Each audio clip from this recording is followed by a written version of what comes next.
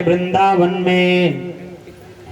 देखो भैया, जैसे वृंदावन में आए तो पार्वती जी तो अंदर चली गईं, पर भोले बाबा को दरवाजे पर रोक लिया गया। एक गोपी बोली, बाबा ये बताओ तुम कहाँ जा रहे हो? भोले बाबा ने करी, गोपी अरे सखी, हम रात लीला के दर्शन करवे के ताई जा रहे। गोपियों ने कहा, बाबा हमें लगता तुमको पूरी जानकारी नहीं है, ढंग से न्यूज देखी नहीं। बोले क्यों? गोपियों ने कहा, बाबा इस रात लीला में पुरुषों का टिकट नहीं है, पास नहीं बन रहा है। बोले फिर? बोले केवल स्त्रियां जा सकती, गोपियां, और कोई नहीं। भोले बाबा ने हाथ जोड़े, देखो आज ये महिमा, आज भोले बाबा स्वयं जिनके नेत्र खुलने से कामदेव तक भस्म हो गए, आज वो गोपी के हाथ जोड़े खड़े हैं। क्या कहने? अरे गोपी, अरे सखी, अरे ललिता, मैं तेरे पांव पड़ूं तो हमें एक बार रात लीला के दर्शन कर लेने दो। गोपियों ने कहा, फिर वही बात बाबा, अगर तुम इस गेट से अंदर चले गए तो दूसरे पे रोक दिए जाओगे। सात सात दरवाजों पे पहरा है। आज भोले बाबा ने कहा, गोपी कछु करो पर दर्शन कराओ। तो गोपियों ने कहा, बाबा अगर तुम्हें रात लीला का दर्शन करना है तो आपको हमारा चेला बनना पड़ेगा। देखो गोपियां कह रही बाबा से, भोले बाबा तुम हमारे चेला बनो। भोले बाबा बोले, चेला बनाओ चाहे गुरु, पर दर्शन कराओ। अब एक सरोवर था, प्रेम सरोवर, उसमें बाबा को स्नान कराया। अब गोपियों ने कहा, बाबा को सजाओ। अब बाबा को सजा के दे रही, पहले लाई एक लहंगा। अब भोले बाबा को पहना लहंगाया। आज जैसे लहंगा पहनाया तो देखो, अब बाबा की इतनी लंबी लंबी टांगे, लहंगा गांठिन के ऊपर से होए। अब इनके साइज का किसी फैक्ट्री में लहंगा बनते नहीं। अब बोले क्या करें? बोले ऐसा करो, अब इनको चूड़ी पहनाओ। अब चूड़ी का चूड़ा बड़े बड़े पहनाए गए, ना लंबा चौड़ा शरीर। अब बोले क्रीम पाउडर लगाओ, अब बाबा का श्रृंगार हो रहा है, बढ़िया से सजाए जा रहे हैं। एक बोल रही, भैया ऐसा करो, इनको ज्यादा सजाओ ना। बोले क्यों? बोले कभी कभी ज्यादा सजाने में मामला बिगड़ भी जाता है। हाँ, कभी कभी मामला बिगड़ जाता है। अब बाबा को फिर कौन सजा सकता है? बाबा तो स्वयं में सजे। कर्पूर गौरम करुणावतारम संसार सारम भुजगेंद्रहारम। बाबा कैसे? कर्पूर गौरम, कितने गोरे? कपूर की तरह। कपूर कितना गोरा होता है? करुणावतारम, करुणा के अवतार है। और संसार सारम भुजगेंद्रहारम। अब बाबा को कौन सजाए? ज्यादा ना सजाओ बोले इनको। अरे बाबा को आज तो छोड़ो, बाबा तो अपनी बारात में नहीं सजे। हाँ, आजकल किसी की अगर बारात हो तो एक महीना पहले से वो सजने लगता, फेशियल कराएगा, बढ़िया ब्लीच करवाएगा, बढ़िया दाढ़ी सेट करवाएगा, तो बढ़िया सज जाओ। जब जयमाल में जाए तो सबसे बढ़िया हम लगे। आज लोग एक महीना पहले से सजते। भोले बाबा, जिस दिन भोले बाबा की बारात, देखो भैया, अब सब लोग तैयार, सब लोग कोट पैंट पहने घूमे, गाड़ी में सजे बैठे, बारात चलने लगी। तब तक एक लोग आए, बोले भैया ये बता, चलते रहे हो पर दूल्हा कहाँ है? दूल्हे राजा कहाँ है? तब तक देखा भोले बाबा तो ऐसे बैठे समाधि लगाए। तो देवता आए, बोले बाबा आप की बारात है। बोले अच्छा। बोले चलो। तो भोले बाबा ने कहा चलो। बोले इसे चलोगे, सजोगे नहीं? अब भोले बाबा ने कहा हम क्या सजे, हमारे पास सजने के लिए क्या है? तो भोले बाबा के गण बोले हम सजाएंगे। और नंदी भृंगी सिंगी बोले हम सजे। कैसे सजाओगे? बोले पहले पाउडर लगाओ। तो पाउडर कहाँ से लावे? तो जितने गढ़ थे सब गए, एक गरम गरम चिता जल रही थी। बोले ये बढ़िया पाउडर है, चिता की गरम गरम राख लाए, 2-4 किलो बाबा को ऊपर वो लेप दिया पूरे शरीर में, बढ़िया खूब पाउडर लगाया। अब सजाओ बढ़िया। अब बोले मोर लगाओ, लड़के का मोर लगाया जाता है ना सर पे, तो मोर काहे का लगाया जाए? तब तक एक सांप आ गया बड़ा फंदा। बोले भैया हम भी इनके गढ़, हमें भी कहीं लगा लो। बोले आओ। जटा मुकुट अहि मोर सवारा। बाबा के मुकुट काहे का लगा? सर्प का। आजकल किसी दूल्हा के घर एक बीछी टांग दी जाए, क्या हालत होगी। और बाबा सर्प का मोर लगाए, बड़ी अद्भुत बारात है। एक बाग अंबर लपेटे, बोले बाबा आज तो कपड़ा पहन लो कम से कम। एक बाग अंबर लपेटे कमर में, बोले इसको रोका कैसे जाए? तो एक सर्प को बुलाया, लंबे वाले सांप होते ना। बोले भैया जाओ तुम बाबा की कमर में लिपट जाओ, और तुम्हारे हाथ में सबसे बड़ी जिम्मेदारी है, तुम इधर उधर ना होना। बोले ठीक है। पर जब बैंड बाजा बजे तो सब नाचे, वो सांप देखे कि सब नाच रहे, हम रह जा रहे हैं, क्या करें? कोई देख रहा नहीं। बोले लाओ तब तक हम भी चले जाएं। वो भी आया, वो आकर के बढ़िया डांस करने लगा। ऐसी बारात। अब देखो इसीलिए तो बाबा की लिए लिख दिया गया, सबकी जाती है बारात। अब बाबा के लिए क्या लिखा है? जस दूल्हो तस बनी बराता। सबकी जाती बारात और बाबा की गई बराता। ऐसे सज धज करके हिमाचल में जिसने भी बाबा के स्वरूप को देखा वो एक एक महीना बेहोश हो गया, उठे नहीं। एक बालक बोला मैया दरवाजा खोल के ना जाना। मैया बोली लाला दूल्हा तो देखा मैं। बालक बोला मैया दूल्हा नहीं आया, यमराज की सेना आई है, अगर भलाई चाहो तो ना जाओ। और मैया बोली जाने दो, जो भी जाए वो बेहोश हो जाए। ऐसी बाबा की बारात। तो आज बाबा को सजाया जा रहा है। बोले को सजाओ, तो एक बोली ज्यादा ना सजाओ, नहीं कभी कभी ज्यादा सजाने में मामला बिगड़ जाता है। ऐसा करो एक हाथ को डाल दो घूंघट, कौन जाने कि भोले बाबा है कि गोपी। अब देखो आजकल श्रृंगार भी बड़े विचित्र विचित्र हैं। आजकल श्रृंगार बहुत बढ़ गए हैं। पहले श्रृंगार होते थे 16। जो लोग हिंदी साहित्य पढ़े हो, कितने श्रृंगार होते थे? 16। अब 2-4 बढ़ गए। पता कौन कौन? एक तो बहुमय सेट, दूसरा बाल सेट है। अब इतने सेट हो गए इस शरीर में, इस शरीर को सेट करते करते पूरी लाइफ अब सेट हो गई, पर हम सेट नहीं हो पा रहे हैं ना। अब सेट हो गए पर सेट नहीं हो पाए। आज वही गोपियां बोली बाबा को सजाओ। अब बाबा को कौन सजावे? एक हाथ को डाल दियो घूंघट। अब बाबा जैसे अंदर आए तो आज उस रात लीला में जितनी गोपी थी सब जोड़े से थी, पर भोले बाबा को किसी जोड़े से मतलब नहीं। ये एक कोने में गए और जा करके अकेले अलग उलटने लगे धम धम।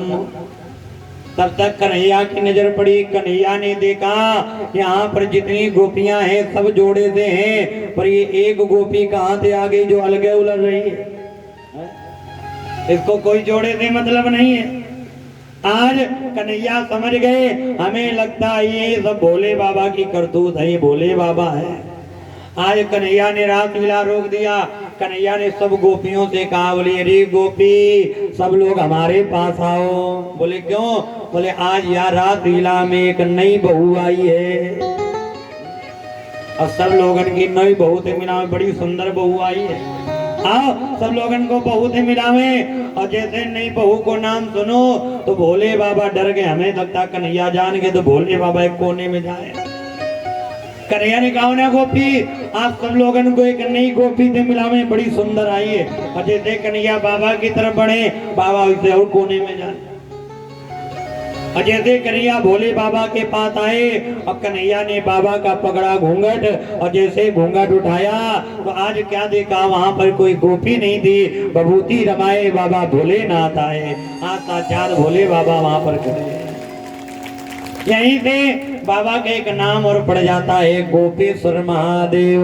बोले गोपेश्वर महादेव की बोले बाबा गोपी बन करके गए।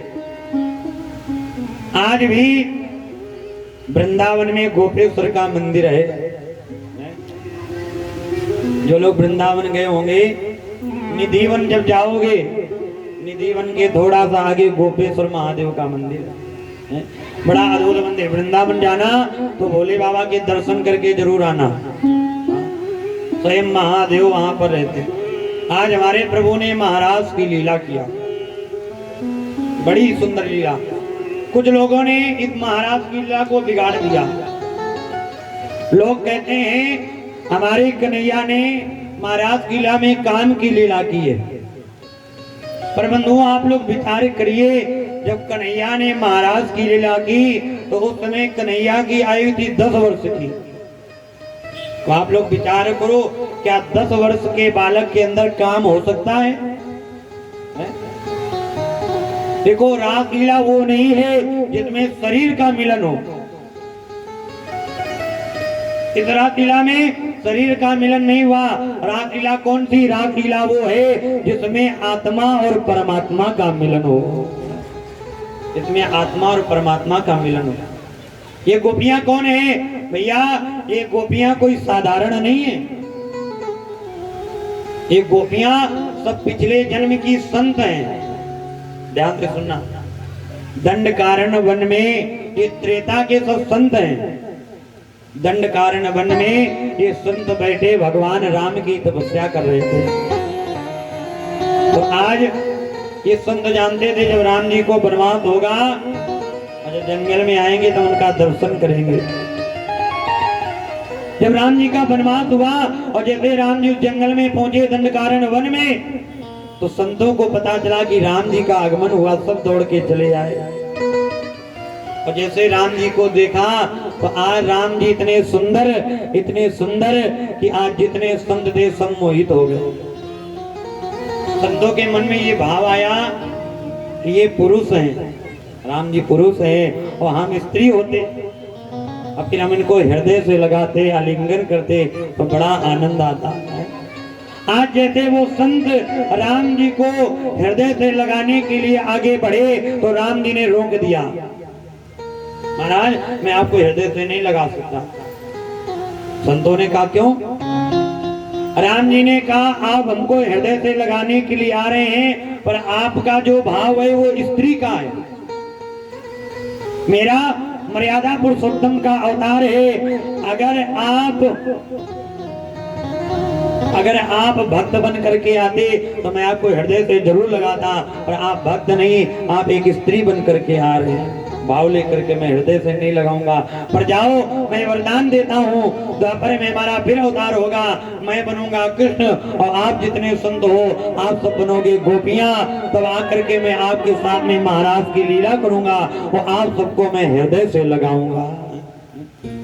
आज वही महाराज की लीला। एक जगह प्रमाण मिलता है ये जितनी गोपियां हैं ये सब वेद के मंत्र हैं, वेद की ऋचाएं, वेद के मंत्र ही गोपियां बन करके आई। ध्यान देना, आज भी वो स्थान है जहां पर हमारे प्रभु ने महाराज की लीला की थी। आज भी वो स्थान है जहां पर हमारे कन्हैया ने महाराज की लीला की थी। और वो स्थान है निधिवन। आज भी प्रतिदिन का नियम है, रात्रि के 12 बजे हमारे कन्हैया प्रतिदिन निधिवन में आते हैं और गोपियों के साथ में, राधा जी के साथ में महाराज की लीला करते हैं। और इसका प्रमाण वृंदावन में मिलता है। आप जाकर के देखो, उस महाराज उस निधिवन का नियम है। निधिवन में 5-6 बजे के बाद कोई भी मनुष्य प्रवेश नहीं करता, कोई भी व्यक्ति, कोई भी जीव। दरवाजा लगा दिया जाता है। अगर कोई प्रवेश कर भी जाए या तो वो शरीर छोड़ देता है या पागल हो जाता है। आप कहोगे महाराज ऐसा क्यों? तो भगवान को देख लेता है। पागल क्यों हो जाता? शरीर मर क्यों जाता है? परंतु आप लोग विचार करो, जो एक बार हमारे कन्हैया को साक्षात इन आंखों से देख ले, क्या वो फिर इस संसार में रहना चाहेगा? है? उसको तो संसार से बैराग हो ही जाएगा, वो भगवान में लीन हो जाता है।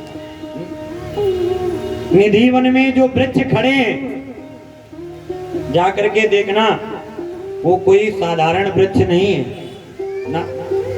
वो जितने वृक्ष हैं वो सब गोपियां हैं। इसका प्रमाण मिलता है, आज आप जाकर के देखो वृक्ष की डाल इस तरफ होगी, दूसरे दिन जाकर के देखोगे वही वृक्ष की डाल दूसरी तरफ होगी। गोपियों ने जब महाराज की लीला की थी तो एक दूसरे के गले में हाथ डाल करके, एक दूसरे को पकड़ करके, और आज भी वृंदावन में ये महिमा है, उस निधि वन के जितने भी वृक्ष हैं सब एक दूसरे से जुड़े हैं, कोई अलग नहीं है। आज भी राधा जी के मंदिर में, बिहारी जी के जहां पर निधि वन में राधा जी का मंदिर है, श्रृंगार चढ़ता है। तो आज भी राधा जी के मंदिर में श्रृंगार की सामग्री रखी जाती है। पात्र में जल रखा जाता है, एक टिफिन में लड्डू रखे जाते हैं, पान रखे जाते हैं, दातून रखी जाती है, और कोई श्रृंगार नहीं करता ना। परंतु जब सुबह उस मंदिर को खोला जाता है तो राधा रानी का श्रृंगार कराया मिलता है। पात्र से जल गायब मिलता है, लड्डू खाए हुए मिलते हैं, दातुन करी कराई मिलती, श्रृंगार कराया कौन करता है? कोई और नहीं, स्वयं रात्रि में आकर के हमारे कन्हैया अपने हाथों से राधा रानी का श्रृंगार करते हैं, सजाते हैं। ऐसी अद्भुत महाराज की लीला। लोग कहते हैं कन्हैया वृंदावन को छोड़ करके चले गए, पर सत्यता ये है कि कन्हैया ने वृंदावन को कभी छोड़ा ही नहीं ना। जब जाने लगे तो कन्हैया ने यमुना में स्नान किया था, तो वृंदावन के संत कहते हैं हमारा कन्हैया कहीं नहीं गया, क्योंकि जब कन्हैया गए तो यमुना जी में स्नान कियो, और जब यमुना में स्नान कियो तो जो यशोदा के कन्हैया थे उसी यमुना के अंदर रह गए, और देवकी के कन्हैया चले गए, हमारे कन्हैया तो हमारे पास आ गए। वृंदावन को कन्हैया ने कभी छोड़ा नहीं। एक बार कन्हैया ने संत से कहा, संतों ने कहा लाला कभी बाहर मत जाइयो। तो कन्हैया ने कहा महाराज ये बताओ, अगर कभी काम पड़ जाए तो वृंदावन के बाहर जाएं कि ना जाएं? तो संतों ने कहा लाला अगर वृंदावन की सीमा के बाहर खड़े होकर के कोई तुम्हारा हमशक्ल, तुम्हारे तरह दिखने वाला तुमको बुलाए तो भी तुम वृंदावन को छोड़ करके मत जाना। वृंदावनम परित्यज्य पादमेकं न गच्छति। वृंदावन की सीमा के बाहर एक पैर भी आगे मत बढ़ाना, ये आदेश है। आज भी वृंदावन में हमारे प्रभु अगर भाव सच्चा हो, वृंदावन एक ऐसा धाम है। पहली बात तो वृंदावन जाने में कोई मेहनत नहीं, कोई चढ़ाई नहीं। और तीर्थों में जाओ, किसी के पहाड़ों में चढ़ो, किसी पैदल चलो, वृंदावन में हर मंदिर तक आपको सवारी मिलेगी, कोई संकट नहीं। और इतना आनंद आता है, जब वृंदावन जाओगे तो रोम रोम से आपकी राधे राधे निकलेगा, मन प्रफुल्लित हो जाएगा। वो वृंदावन धाम। आज भी एक संत थे वृंदावन के, बड़े गरीब थे। देखो भगवान आज भी दर्शन दे, सच्ची घटना। बड़े गरीब, परंतु वो बिहारी जी के मंदिर के बाहर खड़े होकर के पेड़ा की दुकान लगाते थे। अब वो उतना ही पेड़ा बेचते थे, उतना ही रुपया लेते थे जितनी लागत होती थी।